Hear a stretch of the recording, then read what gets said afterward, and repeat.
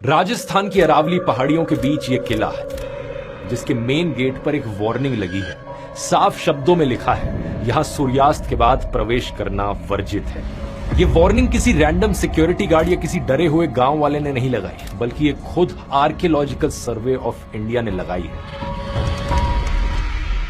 लेकिन एक रात 3 दोस्त इस वार्निंग को इग्नोर करते हैं और किले के अंदर जाने का प्लान बनाते हैं। कैसे वो गार्ड्स की नजर से बचते हुए अंदर घुसेंगे और पूरी रात वहीं बिताएंगे।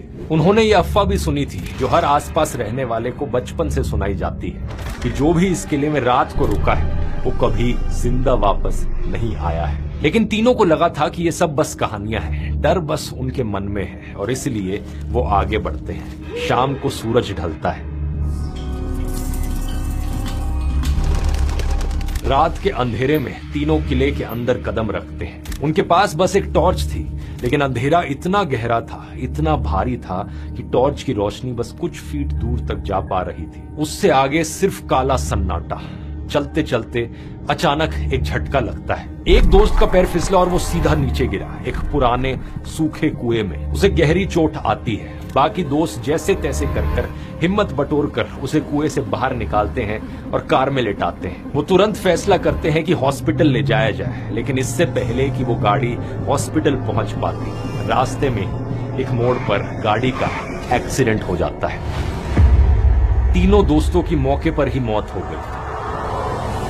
स्थानीय लोगों का मानना है कि ये कोई एक्सीडेंट नहीं था, ये उस किले का श्राप था। उन्होंने रात को किले में रुककर नियम तोड़ा, और इस नियम को तोड़ने की कीमत किले ने उनकी जान से वसूली।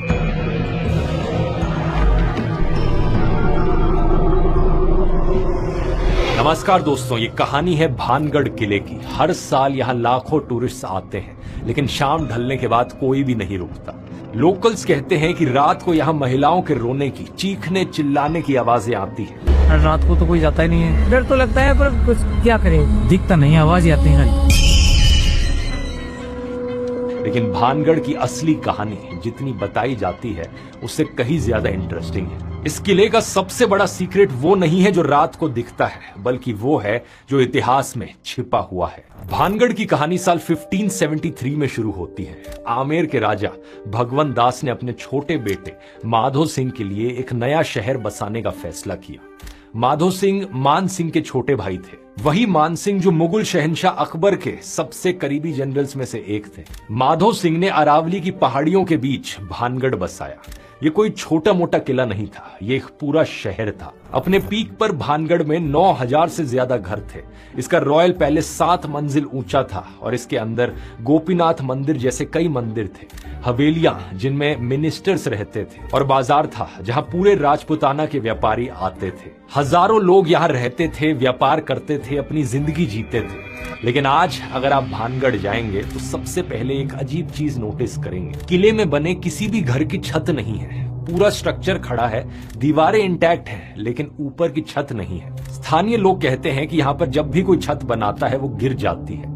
टूटी दीवारें हैं, उजड़े मकान हैं, सुनसान गलियां हैं। जिन हवेलियों में कभी लोग रहा करते थे, वहां केवल पत्थर बचे हैं। जिन मंदिरों में कभी पूजा होती थी, वहां अब चमगादड़ रहते हैं। और वो बाजार जहां सोने चांदी के गहने बिकते थे, वहां पर घास उगाई है। 9000 घरों का एक पूरा शहर